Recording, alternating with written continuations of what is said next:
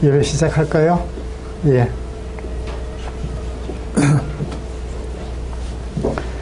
찬송가 93장 펴시고 일어나셔서 찬송 부르심으로 2021년 성탄 감사 예배를 하나님 앞에 드리겠습니다.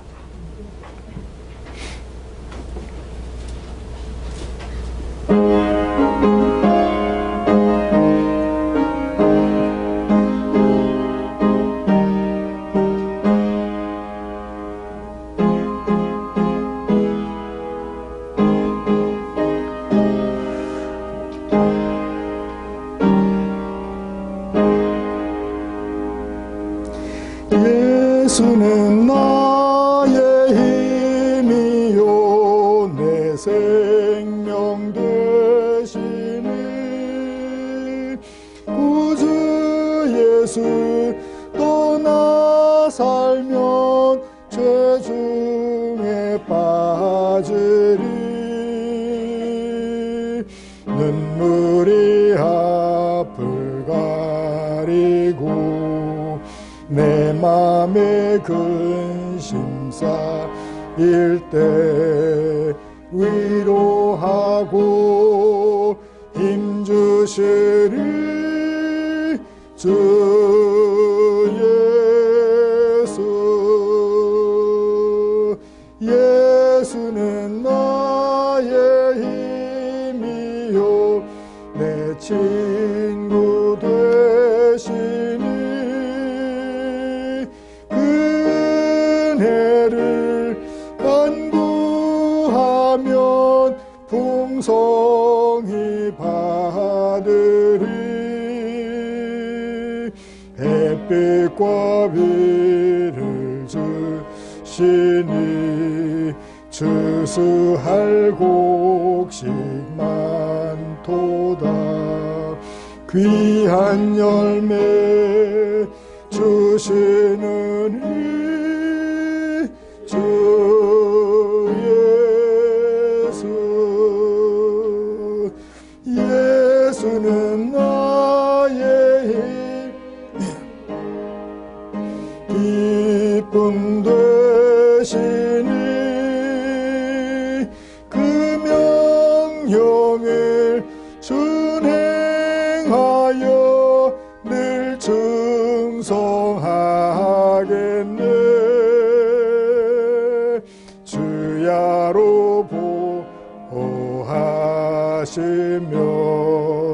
바른 길 가게 하시니 의지하고 따라가리 주 예수. 예수는 나의 힘이요 내 소망 되시니 이 세상을 떠나갈 때 곧 영생 얻으리 한없는 복을 주시고 영원한 기쁨 주시니 나의 생명 나의 기쁨 주 예수. 아멘. 형제들아 우리가 예수의 피를 힘입어 성소에 들어갈 담력을 얻었나니 참 마음과 온전한 믿음으로 하나님께 나아가자. 하나님은 영이시니 예배하는 자가 신령과 진정으로 예배할지니라. 아멘. 찬송가 109장입니다.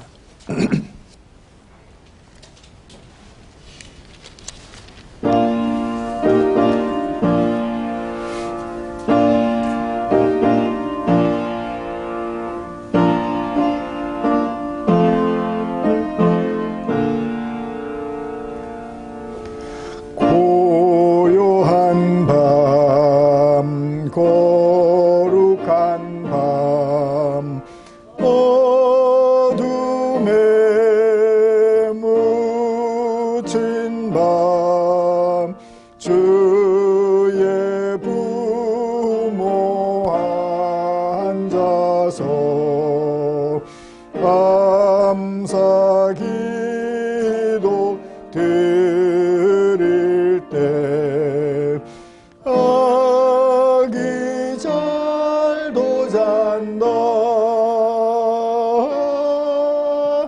아기 잘도 잔다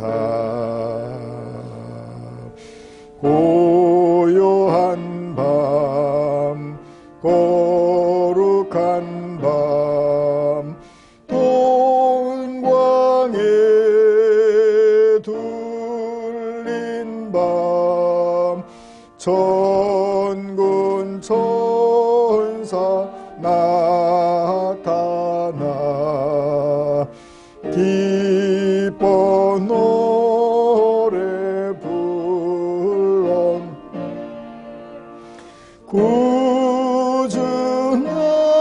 구준하셨도다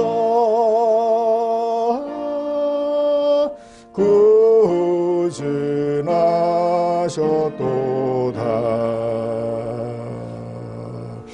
고요한 밤 거룩한 밤 동방의 박사들 별을 보고 찾아와 우러 경배 드렸네 구준하셨도다 구준하셨도다 고요한 밤 거룩한 밤 주 예수 나신 밤 그의 얼굴 광채가 세상 빛이 돼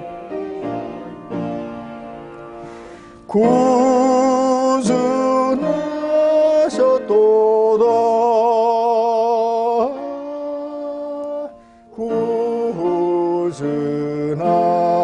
구준하셨도다 아멘.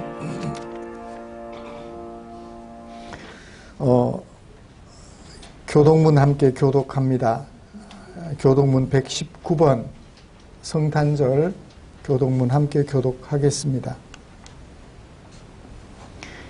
여호와의 영광이 나타나고 모든 육체가 그것을 함께 보리라. 이는 여호와의 일이 말씀하셨느니라. 베들레헴 에브라다야 너는 유다 족속 중에 작을지라도 이스라엘을 다스릴 자야 이에서 내게로 나올 것이라. 그의 근본은 상고의 영원에 이르리라. 이는 한 아기가 우리에게 낳고 한 아들을 우리에게 주신 바 되었는데 그 어깨에는 정사를 메었고 그 이름은 기묘자라 모사라 전능하시는 하나님이라. 영존하시는 아버지라 평강의 왕이라 할 것임이라.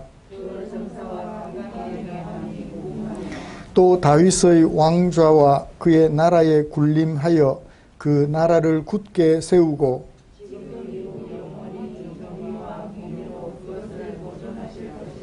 천사가 이르되 무서워하지 말라. 보라 내가 온 백성에게 미칠 큰 기쁨에 좋은 소식을 너희에게 전하노라. 오늘날 다윗의 동네에 너희를 위하여 구주가 나셨으니 곧 그리스도 주시니라. 아멘. 자리에 우리의 신앙 고백 드리도록 하겠습니다. 전능하사 천지를 만드신 하나님 아버지를 내가 믿사오며 그 외아들 우리 주 예수 그리스도를 믿사오니 이는 성령으로 잉태하사 동정녀 마리아에게 나시고 본디오 빌라도에게 고난을 받으사 십자가에 못 박혀 죽으시고 장사한 지 사흘 만에 죽은 자 가운데서 다시 살아나시며 하늘에 오르사 전능하신 하나님 우편에 앉아 계시다가 저리로서 산자와 죽은 자를 심판하러 오시리라. 성령을 믿사오며 거룩한 공회와 성도가 서로 교통하는 것과 죄를 사하여 주시는 것과 몸이 다시 사는 것과 영원히 사는 것을 믿사옵나이다. 아멘. 자리에 앉으셔서 찬송가 112장 함께 부르겠습니다. 찬송 부른 후에 우리 김보경 집사님 기도해 주시겠습니다.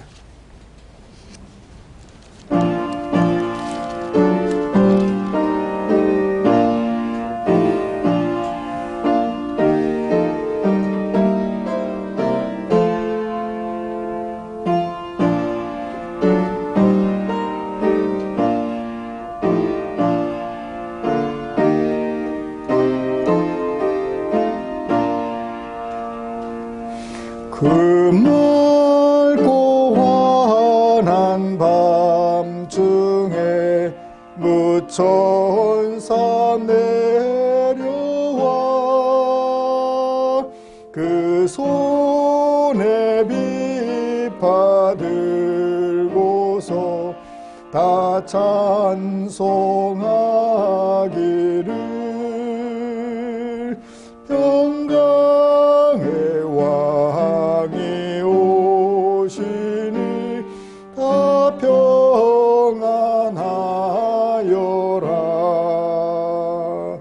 그 소란하던 세상이 다 고요하도다.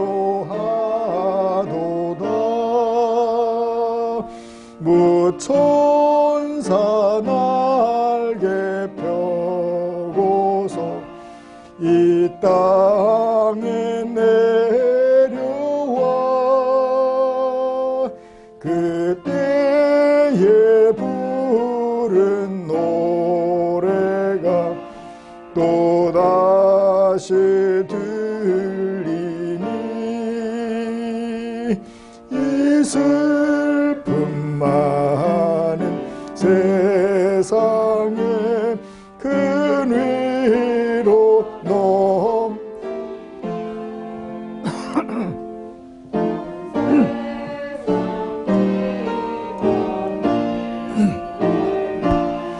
다 찬송하도다.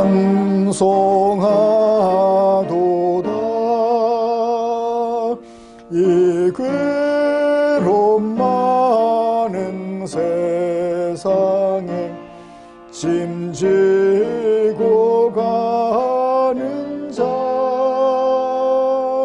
그 험산 주영 넘느라 온몸이 고난하 이 죄악 세상 살동안 새 소망 가지고 저 천사 기쁜 찬송을 들으며 쉬어라. 예선지에 언응하여 베들레헴 성에 주 예수 탄생하시니 온 세상 구주라. 저 천사 기쁜 노래를 또다시 부르니 온 세상 사는 사람들 다 화답하도다.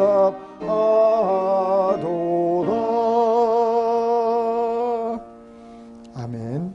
김보경 집사님 나오셔서 우리를 대표하여 기도해 주시겠습니다.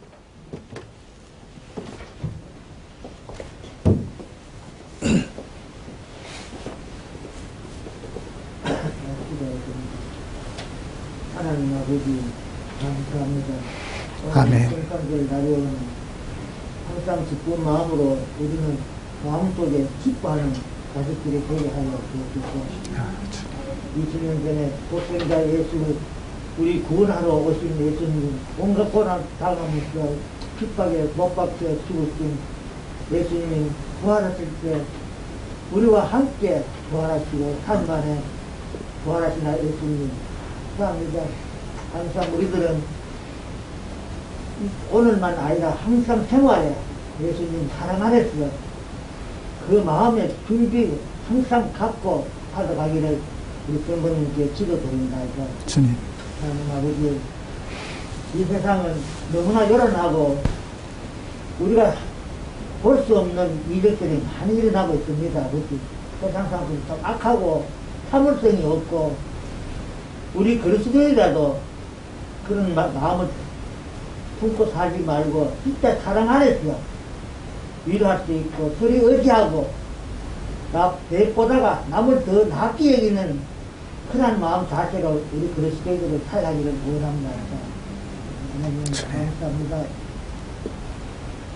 온 세상에 지금 코로나 병 때문에 온 사람들이 당황하고 죽고 살고 하는 이럴 때가 지금 이사오니 항상 주님이 이 병을 하루속히 떠나가도록 도와주시옵소서. 주여. 우리들은 모르지만 하나님이 아시오니 이 병이 왜 생기는지를 하나님을 알고 있사오니 또 이뤄주시기를 아버지 도와주시옵소서. 아멘. 하나님 아버지, 우리들은 항상 그 안에서 바로 생활하고 바로 살아가기를 간절합니다. 말씀은 곧 성령입니다. 성령 안에서 여호와 말씀을 찾고 이해하고 사랑하고 더 가까이 갈 수밖에 없지. 우리가 믿음을 갖고 생활한다 하면 있을 수 없으니까 그 믿음 안에서 사랑을 받은 사랑이 사랑할 수 있지. 그렇습니다. 그러고는 사랑할 수 없나이까. 이런 마음대로 우리가 항상 그 안에서 잘 생활할 수 있도록 도와주시옵소서. 아멘. 올 한 해도 2001년도도 다 갔습니다. 얼마 남았습니까?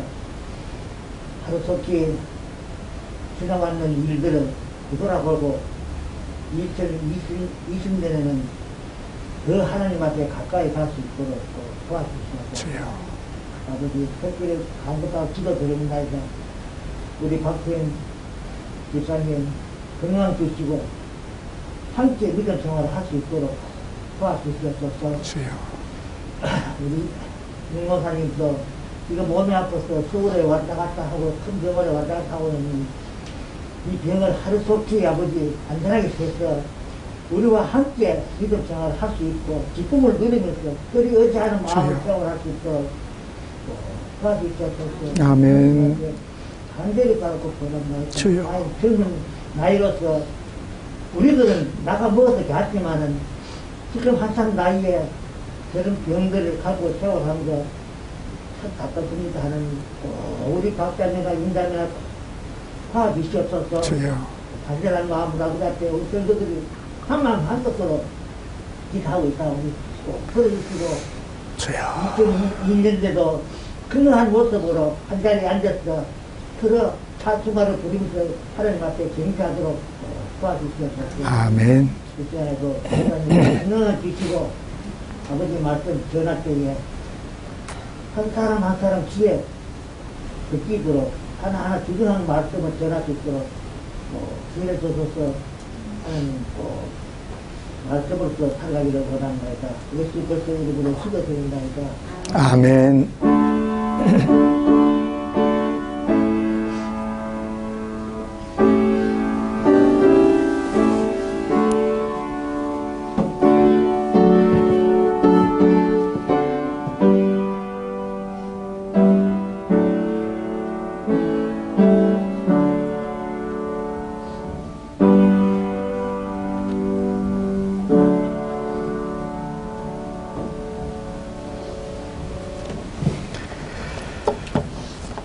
성탄절에 함께 살펴볼 하나님의 말씀은 요한복음 1장 14절입니다.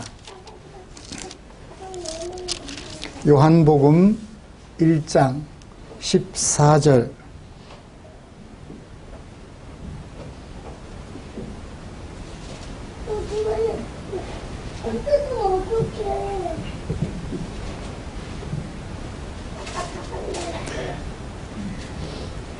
본문이 한 절이니까요, 우리 한 목소리로 같이 읽기를 원합니다. 말씀이 육신이 되어 우리 가운데 거하심에 우리가 그의 영광을 보니 아버지의 독생자의 영광이요 은혜와 진리가 충만하더라. 아멘. 이 시간에는 우리 주일학교 학생들이 예수님의 생일을 축하하고 또 감사하는 마음으로 아마 뭘 준비를 한 것 같아요. 하윤이도 준비했는데 대구에서 오늘 못 왔어요. 내일 와서 내일 한 번 더 같은 것을 이렇게 했으면 좋겠습니다.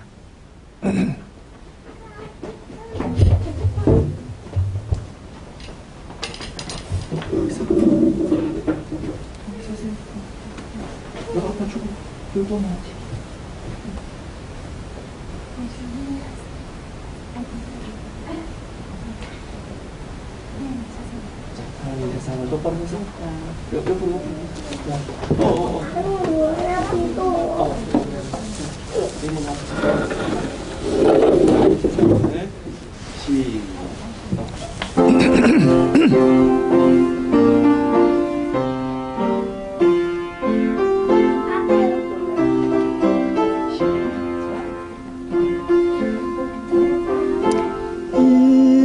이처럼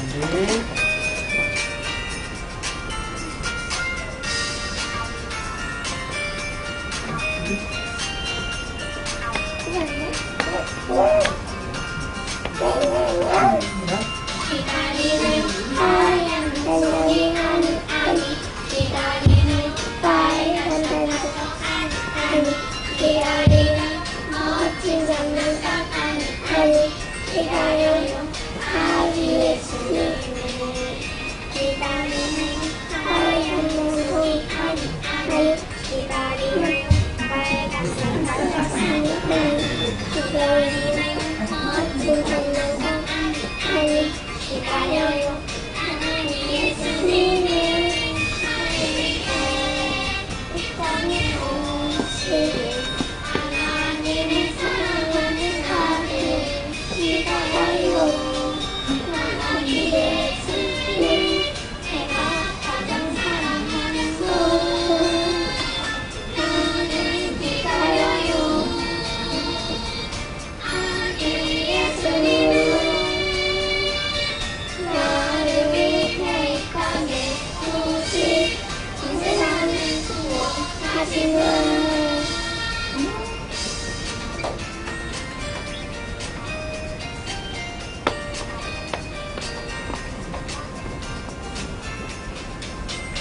기다리는 하얀 소리 아니 기다리는 빨간 생각을 아니 기다리는 멋진 장난감 아니 기다려요 아기 예수님을 기다리는 하얀 소리 아니 기다리는 빨간 생각을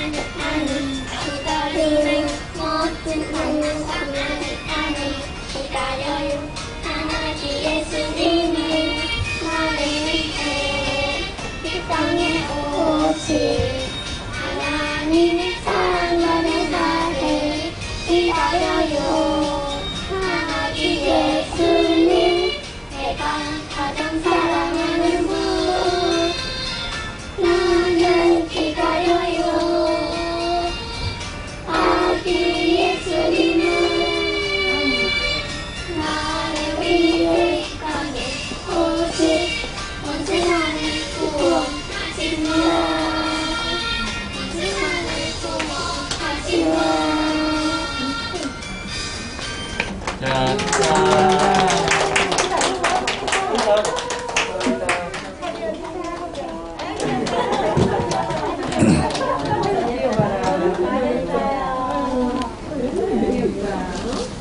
더 잘하겠다.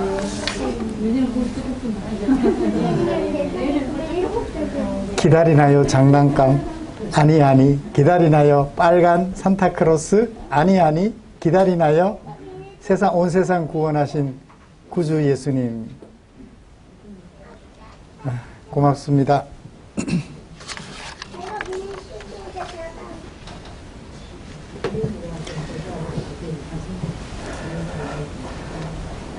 오늘은 우리가 다 아는 것처럼 그리고 이 자리에 함께 모인 이유도 되기도 하겠거니와 성탄절입니다.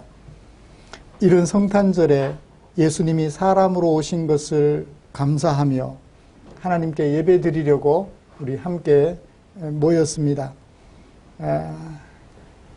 요한이 우리 구주 예수님에 대하여 소개해 주신 말씀을 좀 살펴보면서 예수님이 사람으로 오신 것에 대하여 그 의미와 목적을 마음에 새겨보고자 합니다.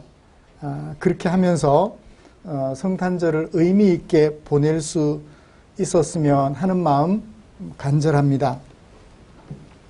먼저 우리가 함께 읽은 본문 요한복음 1장 14절의 문장 구성을 좀 살펴보고 무엇을 설교할지 방향을 제시해 드리도록 하겠습니다. 14절은 말씀이 육신이 되셨다라고 소개하고 있습니다.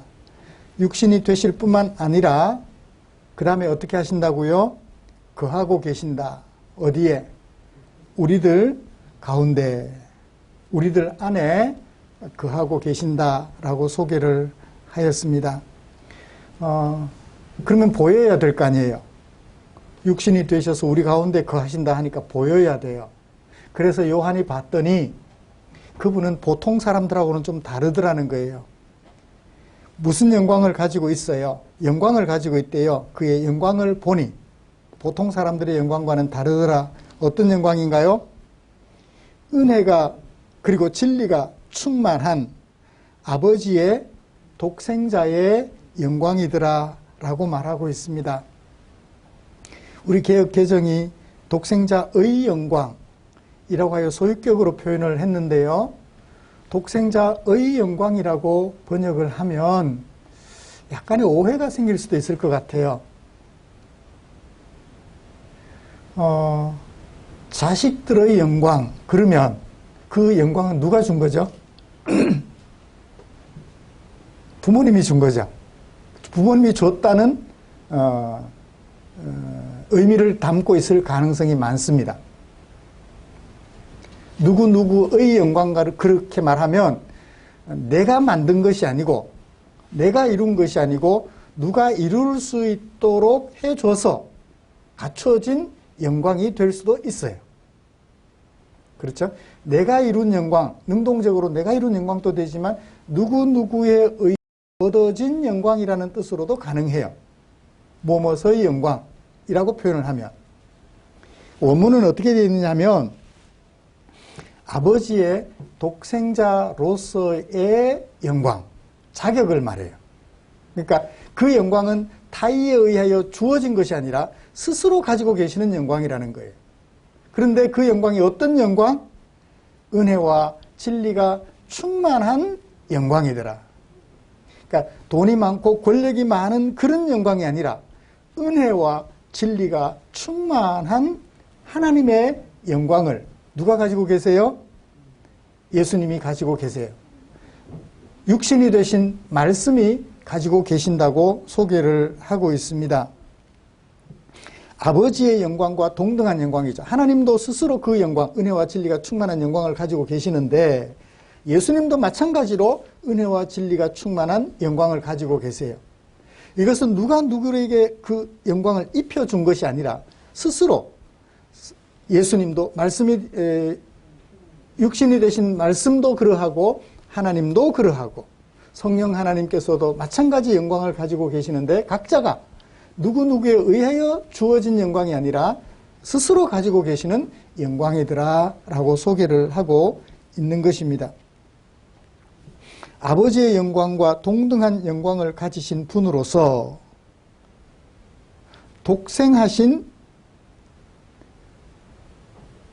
예수님이 말씀이 육신이 되셨다고 합니다. 그러므로 이런 말씀을 가지고 저는 먼저 육신이 되신 예수님에 대하여, 육신이 되신 말씀에 대하여 먼저 좀 살펴보려고 합니다. 그리고 이어서 말씀이 왜 육신이 되셔야 했는지 그 목적과 의의를 살펴보면서 오늘 하나님이 주실 은혜를 나누려고 합니다. 먼저 육신이 되신 예수님, 육신이 되신 말씀에 대한 이야기를 좀 나눠보도록 하죠. 말씀이 뭐죠? 말씀이 육신이 되셨다라고 했어요. 육신이 되신 말씀. 말씀이 뭘까요? 존댓말을 써서 말씀이라고 했는데 말이라고 할까요? 말이 뭐죠? 사전을 뒤져봤어요. 사전을 뒤져보니까 사람이 자신의 생각이나 느낌 따위를 상대방에게 전달하기 위하여 사용하는 음성기호, 내가 가지고 있는 생각이나 내 느낌을 상대방에게 전달하여 사용하는 도구, 도구는 도구인데 글과 같이 손으로 쓰는 것이 아니라 말로, 음성으로 표현하는 기호, 그게 말이다라고 소개를 하고 있습니다. 그래요. 말하는 사람이 말을 하게 되면 듣는 사람은 그것을 이해를 하게 돼요. 그리고 이해를 하면 뭘 보여줘요? 반응을 보이게 돼 있어요. 예수님이 말씀을 하시면 사람들이 보이는 반응은 대체로 두 가지예요. 하나는 놀라서 긍정적인 반응을 보이는 거예요. 우와! 다른 하나는 이상하게 여겨서 부정적인 반응을 보이는 거예요. 예수님이 말씀만 하면 신성모독이다, 저 나쁜 놈, 저 죽일 놈 하고 부정적인 반응을 보이는 거예요.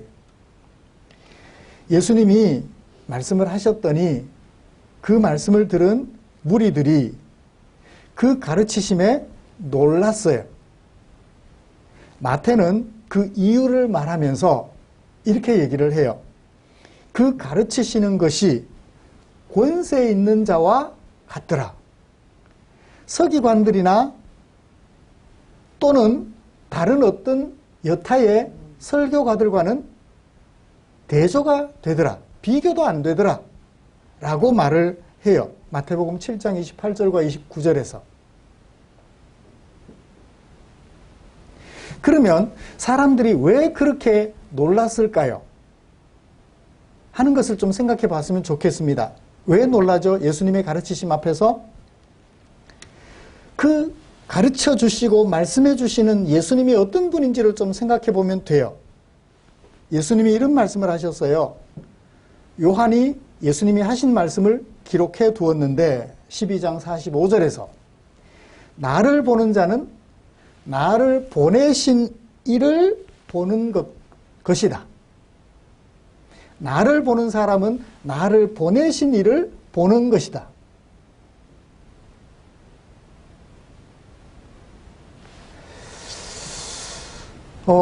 이 말씀에서 예수님을 보내신 이를 똑같이 취급하나요? 다른 것처럼 취급하나요? 나를 보는 것은 나를 보내신 이를 보는 것과 같다가 아니라 보내신 이를 보는 것이다 라고 얘기를 해요. 그러므로 대등한 위치에 놓고 있지요. 그 다음에 예수님께서 이런 말씀을 하셨어요. 요한이 예수님이 들려주신 말씀을 기록하고 있습니다. 요한복음 15장 15절에서 이제부터 내가 너희를 종이라고 하지 않겠다. 왜냐하면 종은 주인이 하는 것을 알아요, 몰라요? 몰라요. 그냥 주인이 시키는 대로만 할 뿐이에요. 그리고 내가 이제부터 너희를 친구라고 하겠다. 왜냐하면 내가 아버지께 들은 것을 너희에게 다 알게 하였기 때문이다. 자, 말씀이신 예수님은 아버지께로부터 들었어요. 나를 본 자는 보내신 아버지를 보았다라고 말을 해요.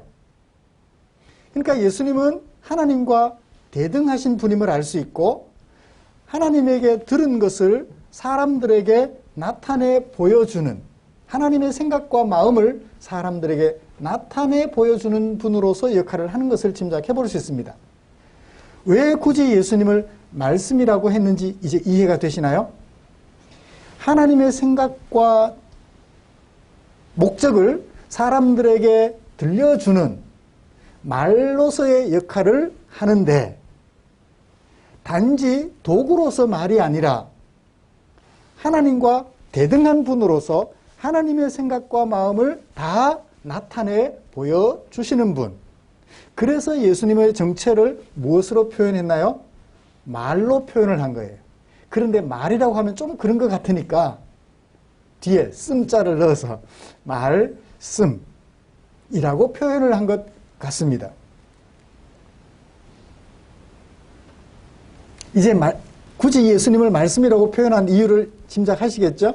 하나님과 동등하신 분이신데 하나님이 가지고 계시는 생각과 목적을 우리 사람들에게 나타내 보여주는 통로이기도 하고, 또한 하나님과 대등한 분이시기도 하다.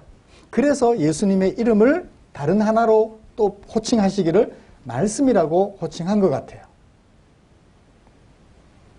그러면 이 말씀이 무엇을 가지고 있어야 돼요? 무엇을 가지고 있다고 얘기를 하죠? 태초에 말씀이 계셨는데 이 말씀이 뭘 가지고 있어요? 그 안에 생명을 가지고 있다 그래요. 4절에 보시면 그 안에 생명이 있었다라고 표현을 해요. 생명이 있었다. 그 생명은 무엇일까요? 죽지 않고 영원히 사는 그걸 말할까요? 아닙니다. 12절을 보시면 그 생명을 다른 용어로 표현을 해요. 뭐라고 표현했죠? 하나님의 자녀가 된다라고 표현을 해요. 생명과 하나님의 자녀가 되는 것은 동격이죠. 그러니까 하나님의 자녀가 되지 못했다라는 것은 뭐가 없다? 생명이 없다. 생명이 있다는 것은 뭐와 같다? 하나님의 자녀가 됐다는 것과 같다라고 본문을 통해서 우리는 이해할 수 있습니다. 어둠 속에서 살던 사람들에게 가장 필요한 게 뭐죠? 빛이죠. 이것을 수사적으로 잘 활용해서 생명 없는 사람에게 가장 필요한 것은 뭐예요? 생명이에요. 그 생명은 뭐와 같아요? 어둠 속에 사는 사람들에 비유해보면 빛과 같은 거예요. 너무나 소중한 거예요.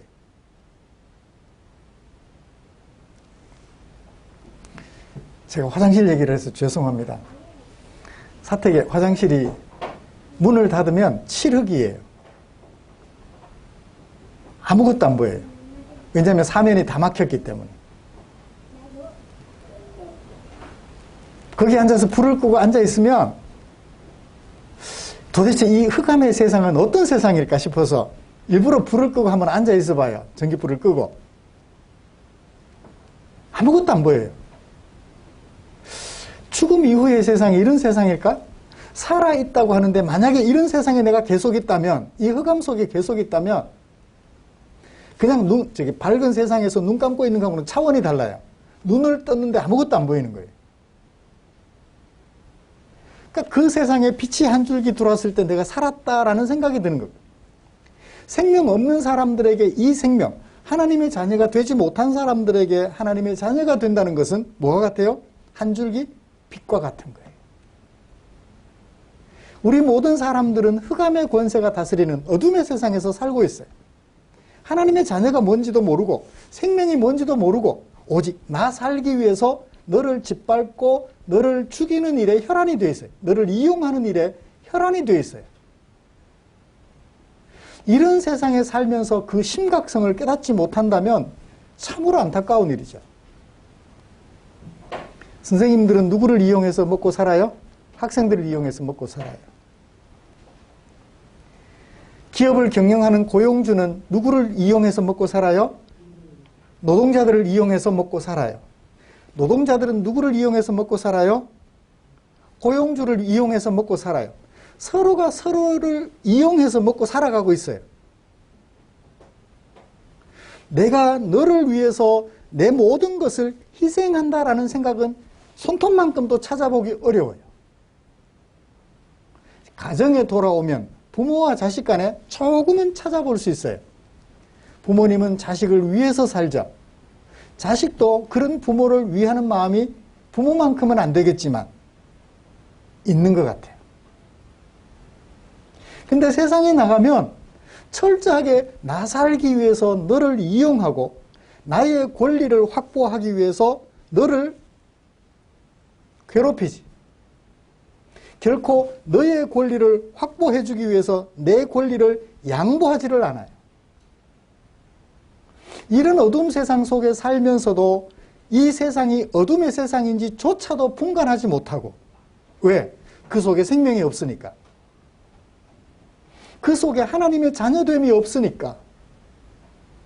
그렇게 이전 투구를 일삼으며 살아가고 있더라는 거예요. 이게 현재 세상이에요. 이런 세상에 하나님의 생각과 하나님의 계획을 알려주기 위하여 말씀이, 신 예수님이 뭐가 되셨다고요? 육신, 곧 사람이 되셨다라고 소개하고 있습니다. 그런데 이런 예수님이 누구와 함께 계셨어요? 육신이 되신 예수님인데 하나님과 함께 계셨다고 얘기를 해요. 이 말씀이 1절에 하나님과 함께 계셨다. 2절에 하나님과 함께 계셨다. 하나님과 함께 계셨던, 뭐로? 말씀으로서 하나님과 함께 계셨던 예수님이 말씀으로서 뭐가 되셨어요? 육신이 되셔서 어디 거하셔요?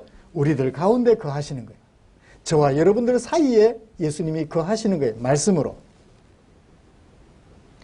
만약에 예수님이 사람으로 여기 와서 한 자리 떡 앉아 계신다면 우리들 가운데 있기는 한데 우리들 중에 하나로 계시겠죠.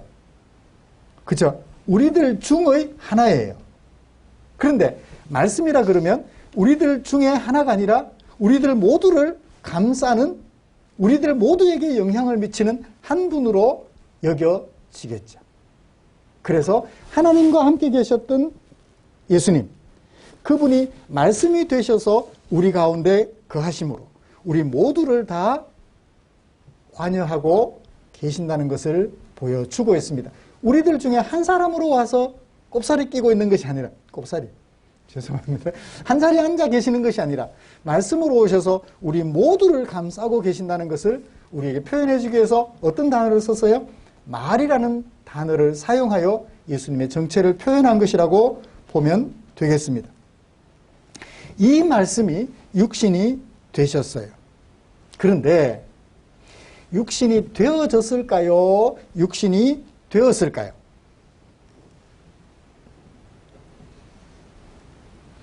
육신이 되어졌을까요? 육신이 되었을까요? 육신이 되어졌다 그러면 육신이 되기 싫은데 타의에 의하여 되어진 것을 말해요. 그런데 여기서 예수님이 육신이 되셨다라는 얘기는 되어진 것이 아니라 스스로 되셨어요. 능동태예요.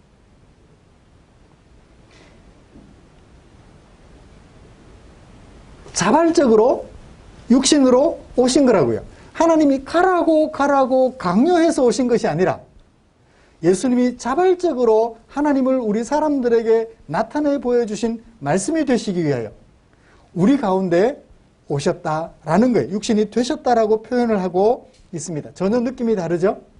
말씀이 되어진 것이 아니라 말씀이 되셨다, 육신이 되셨다라고 소개를 하고 있습니다. 사랑하는 성도 여러분, 이제 우리는 말씀으로 오신 예수님을 충분히 이해하셨을 것이라고 여겨집니다.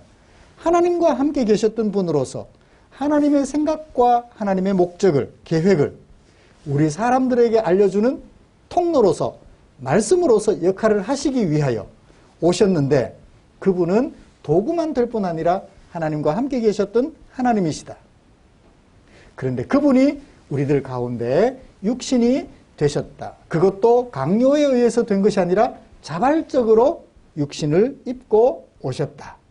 라고 소개를 하고 있습니다. 이 예수님을 정확하게 이해하는 것이 매우 중요해요. 기독교 신앙에서는.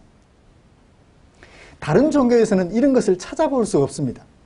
너희들아, 얘들아, 제자들아, 이거 해라, 이거 해라, 이런 가르침만 있지, 우리로 하여금 생명을 얻게 하시려고, 우리들로 하여금 하나님의 자녀가 되게 하려고 내가 왔다라고 얘기를 하는 사람은 한 사람도 없어요.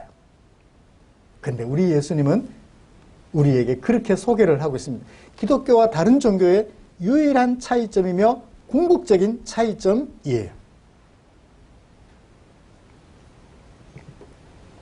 자, 그런데 이제 한 가지만 더 살펴보고 설교를 마무리하겠습니다. 이 예수님은, 말씀으로 오신 예수님은, 육신이 되신 예수님은 왜 육신이 되셔야만 했을까요? 왜? 말씀이신 예수님이 왜 육신이 되셔야 했을까요? 그것을 살펴보도록 하겠습니다. 말씀이 육신이 되셔야 했는지 살펴보려면 목적을 먼저 살펴봐야 되겠죠. 왜 예수님이, 말씀이신 예수님이 육신이 되셨을까? 목적은 하나입니다. 생명 없이 살아가는 사람들로 하여금 생명을 가진 사람이 되게 하시려고, 하나님의 자녀가 아닌 사람들을 하나님의 자녀로 살게 하시려고, 되게 하시려고. 우리 사람들은 생명이 없어요. 하나님의 자녀가 되지를 못했어요. 그래서 어떻게 사나요? 아까 말씀드렸던 것처럼 이전 투구를 일삼고 나를 위하여 너를 이용하는 삶을 살죠. 남편은 아내를 이용하고 아내는 남편을 이용하고, 내가 당신의 행복을 위하여 내 모든 것 희생해 줄게 라는 생각이 없잖아 있기는 한데 그건 아주 조금이고, 제가 결혼 초에 그런 생각을 했었어요. 빨래하기 힘들고 밥해 먹기 힘드니까 장가 가야지. 아내를 빨래해주고 밥해주는 사람 정도로 생각을 했던 적이 있습니다. 하기는 지금도 그러고 있죠, 뭐. 지금도 아내가 빨래 다 해주죠. 밥 다 해주죠. 편해요.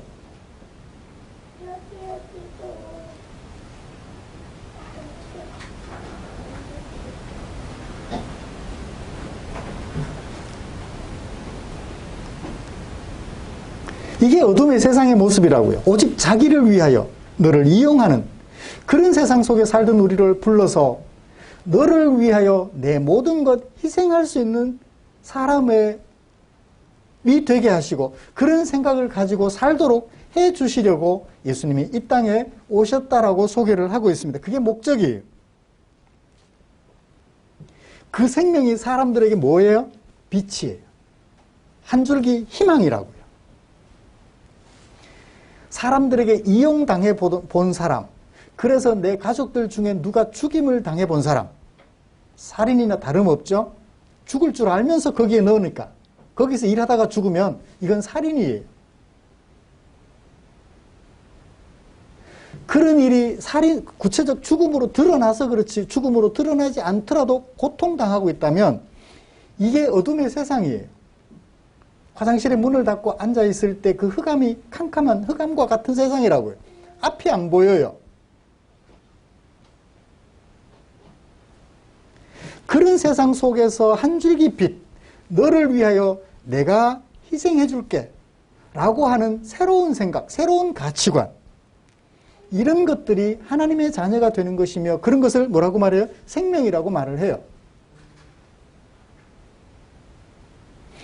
이렇게 생명을 얻게 하시려고, 하나님의 자녀가 되게 하시려고 예수님이 이 땅에 육신을 입고 오실 수밖에 없었다. 사람의 모양을 입고 오실 수밖에 없었다라고 소개하고 있어요.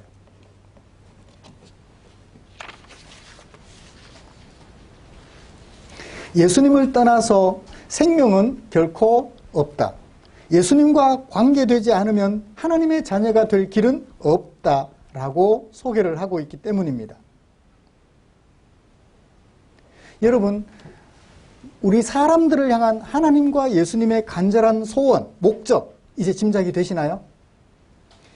이전 투구를 일삼고 치지고 뽑고 맨날 내가 권력 얻으면 너를 행복하게 해줄 수 있어. 권력을 쥐어주면 행복하게는커녕 자기의 자리에 지키려고 동원할 수 있는 것 다 동원하는 이런 세상. 그런 세상 속에 살아가며 상처를 받는 우리를 불러서 너를 위하여 내가 죽어줄게 라고 하는 새로운 세상. 그런 세상에서 하나님의 백성으로 살아가게 하려고 하셨던 하나님의 계획, 목적. 어때요, 여러분? 이제 사람 살만한 길을 찾은 것 같아요? 어둠 속에 앉아있다가 한 줄기 빛을 찾은 것과 같아요? 성경을 보면서 이걸 발견하면 할수록 그 마음속에 한없이 솟아오르는, 샘솟듯이 솟아오르는 시원함이 있더라고요. 그랬잖아요.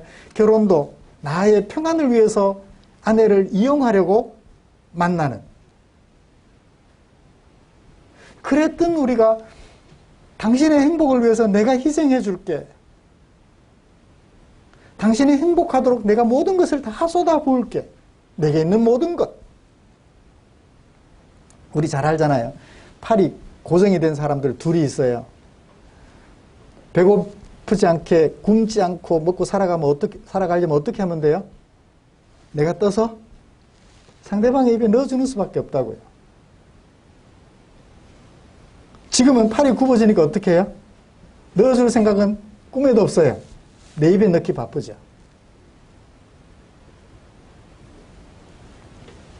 그래요. 이렇게 하는 세상에서 이렇게 해주는 세상 되게 하시려고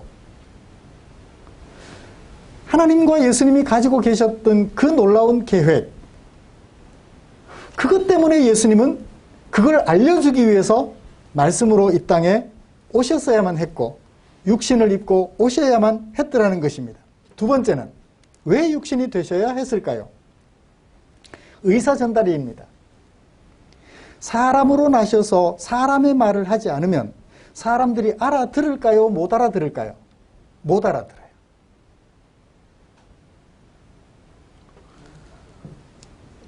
전에 한번 얘기를 드린 예가 있는데요. 쟁기를 손에 잡고 소를 몰고 가는 아빠를 따라간 어린 아들. 아빠가 말해요. 얘야, 여기 밭둑에 있는 나무 그늘에 너는 앉아서 쉬렴. 아빠가 소를 몰고 밭을 다 갈고 집에 돌아가도록 하자. 아들이 나무 그늘에 앉아서 이렇게 내려다보니까 아버지가 밭을 가려고 하는 그 밭을 가로질러서 개미들이 일렬로 쭉 뭔가를 입에 물고 막 이동을 해요. 아빠가 저기서 쟁기에 소를 메고 다가오고 있어요. 이 아이가 개미들에게 뭐라고 말했겠어요? 개미들아, 아빠가 오고 있어. 빨리 도망가. 안 그러면 죽어. 개미들이 알아들어요? 못 알아들어요? 죽는 줄도 모르고 사는 길을 제시해 줌에도 못 알아들었어요.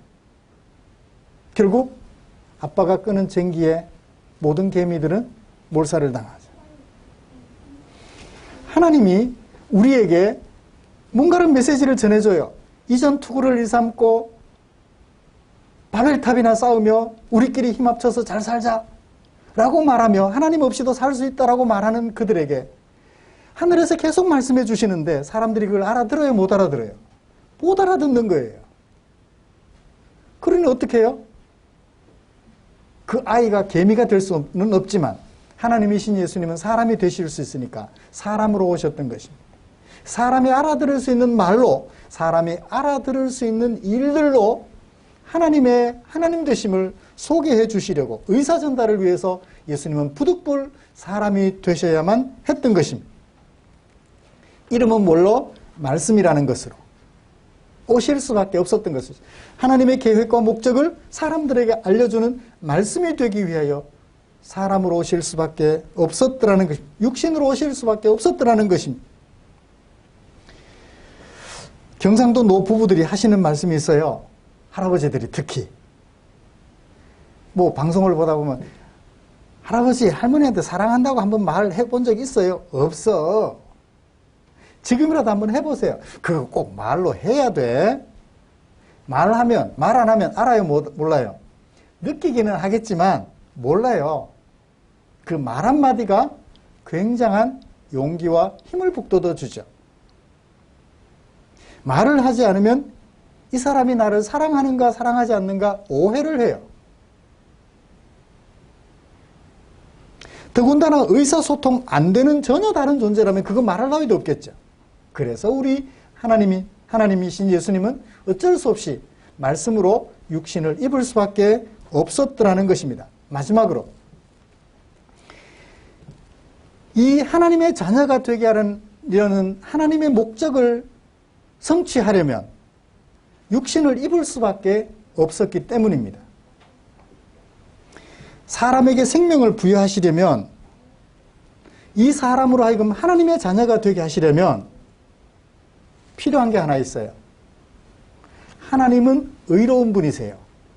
십계명을 주실 만큼. 법을 주셨으니까 법에 어긋나는 일은 하나님께 없겠죠?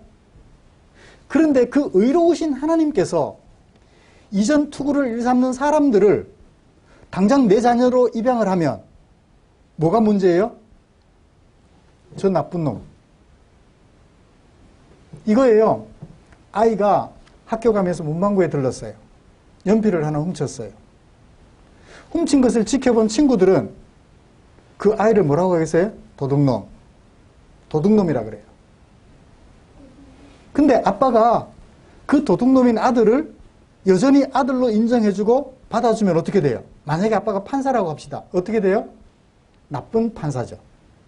남의 죄는 재판하여 벌을 주면서 자기 아들에게는 재판하여 벌을 안 주면 이건 문제가 되잖아요. 그래요. 이전 투구를 일삼고 자기 죄에 빠져 살아가는 사람들을 일부 선택해가지고서는 죄가 있음에도 불구하고 너는 내 새끼 하고 받아들이면 어떻게 돼요? 하나님이 문제가 되는 거예요. 그래서 어떻게 해요?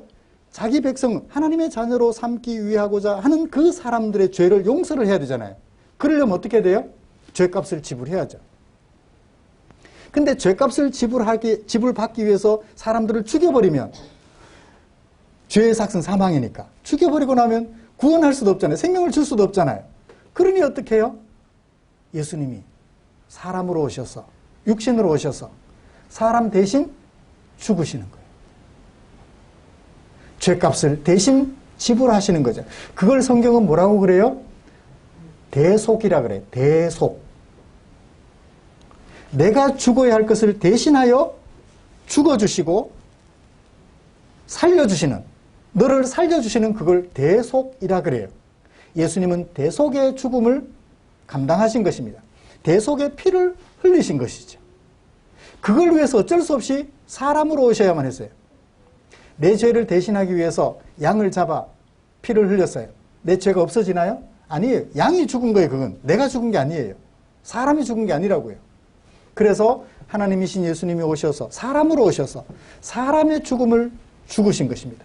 죄 없는 분으로서 저주를 받아 죽으셨습니다. 십자가의 죽음, 저주받은 자의 죽음이거든요. 내가 저주받아 죽어야 할 죽음을 예수님이 대신 죽어주시고 우리를 하나님의 자녀가 되게 하시려고 불갑을 예수님은 육신을 입고 이 땅에 오셔야만 했던 것입니다.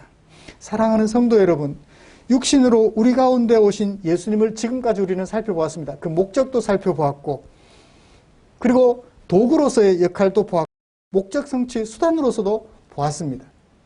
이런 예수님이 육신이 되심이 여러분들에게 얼마나 마음의 감동을 불러일으키나요? 세상 어느 종교에도 없는 유일하신 예수 그리스도의 육신 되심. 그것이 저와 여러분들을 이 시간 감싸게 감싸주시고 여러분들의 마음속에, 저와 여러분들의 마음속에 큰 은혜로 자리 잡게 되기를 간절히 소원합니다. 이 예수님을 마음에 새기는 그런 아름다운 성탄절이 되었으면 좋겠습니다. 그것도 자발적으로 하나님의 강요에 의해 오신 것이 아니라 자발적으로 오셔서 육신이 되어주신 예수님, 우리로 하여금 하나님의 자녀가 되게 하시려고 우리와 같은 육신으로 우리 가운데 태어나 주신 예수님, 이제 이렇게 우리 가운데 사람으로 오신 예수님을 환영하고 또 환영했으면 좋겠어요. 어떻게 환영할까요? 영접하는 거예요. 예수님 사람으로 와주셔서 고맙습니다. 나의 죄를 해결하시고 하나님의 자녀가 되게 하셨으니 어둠 속에 있던 내가 한 줄기 빛을 만난 것과 같습니다. 영접하는 우리가 되었으면 좋겠어요. 그리고 그 예수님이 가르쳐 주신 말씀 열심히 배웠으면 좋겠어요. 내가 너희를 위하여 살았던 것처럼 너희도 다른 사람들을 위하여 희생하면서 살아가렴. 남의 재산 보장해주고 남의 권리 보장해주고 내 권리 포기하더라도 그래서 아름다운 세상 만들어가렴 이라고 하시는 하나님의 가르치심을 열심히 배웠으면 좋겠어요. 가르치심은 어디에 기록되어 있어요? 성경에 기록되어 있어요. 그리고 어떻게 할까요? 배우기만 할까요? 순종하는 거죠. 주님 그렇게 살겠습니다. 그렇게 살겠습니다. 하루 종일 밭에서 일하고 집에 돌아온 하인이 주인의 밥상을 차려드리면서 오늘 또 수고했다. 종이 뭐라고 말을 해요? 제가 마땅히 해야 될 일이지요. 라고 말했던 그 하인처럼 우리가 너를 위해서 내가 마땅히 해야 될 일이지요. 라고 표현하며 순종하며 살아간다면 그것이 바로 오신 예수님을 환영하는 것이 될 것입니다. 그래서 이런 예수님을 환영함으로 예수님을 통해서 우리에게 주신 생명, 곧 하나님의 자녀됨을 마음껏 드러내며 살아가는 것을 다짐하는 오늘 성탄절 되시기를 주님의 이름으로 축복합니다. 기도하겠습니다. 좋으신 하나님 고맙습니다. 오늘도 우리를 사랑해 주셔서 당신의 자녀 삼아 주셨습니다. 이 하나님의 은혜 마음에 새기며 오신 예수님을 마음속 깊은 곳에서부터 환영합니다. 고맙습니다.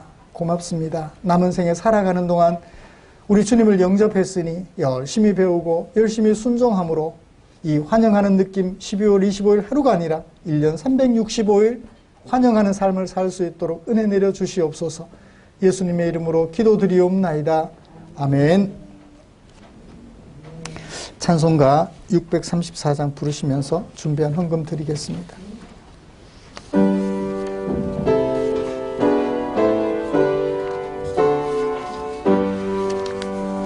모든 것이 주께로부터 왔으니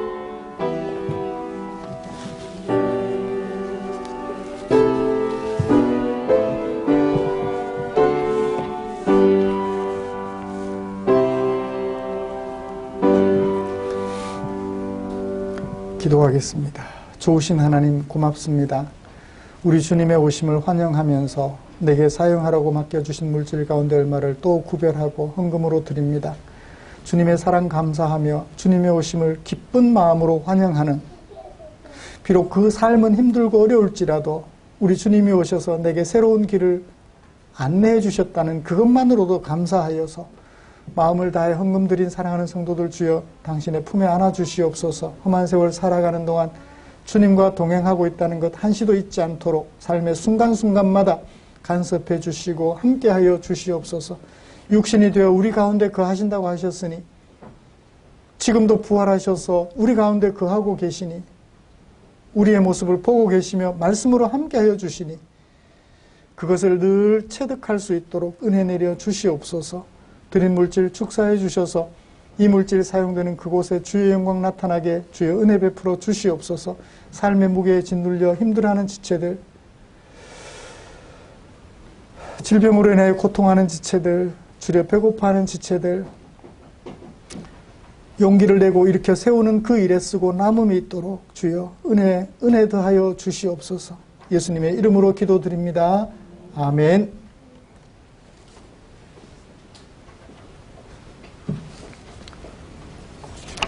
내일 주일입니다. 내일 또 뵙고 자주 뵈니까 좋습니다. 자주 뵙는 게 좋은 만큼 조심 또 조심해서 오늘 뉴스를 보니까 조금은 일주일 전보다는 조금은 잦아들어가는 것 같다라고 말을 하는데 다음 주 또 어떻게 될지 지켜봐야 될 것 같습니다. 조심 또 조심해서 안전을 지켜내는 저와 여러분들이 되었으면 좋겠다 생각합니다. 바이러스도 생명이니까 생명이 저절로 없어지진 않을 것 같고 우리가 조심해서 활동하지 못하도록 만드는 수밖에는 그래요. 예수님을 섬기는 우리 성도님들의 가정에 성탄절의 주인공이신 아기 예수님의 은혜와 영광과 기쁨 가득하시기를 바랍니다. 우리 죄를 사하시고 죄와 싸우는 우리와 함께 하시려고 오신 예수님 기억하고 죄와 싸움에 필요한 사랑 마음속에 깊이 새기시기를 간절히 소원합니다. 곁에 계신 분들과 인사 나누시죠. 메리 크리스마스. 행복한 성탄절 보내십시오. 내일 뵙겠습니다. 찬송가 그 자리에 일어나셔서 제가 축도함으로 오늘 예배를 마치겠습니다.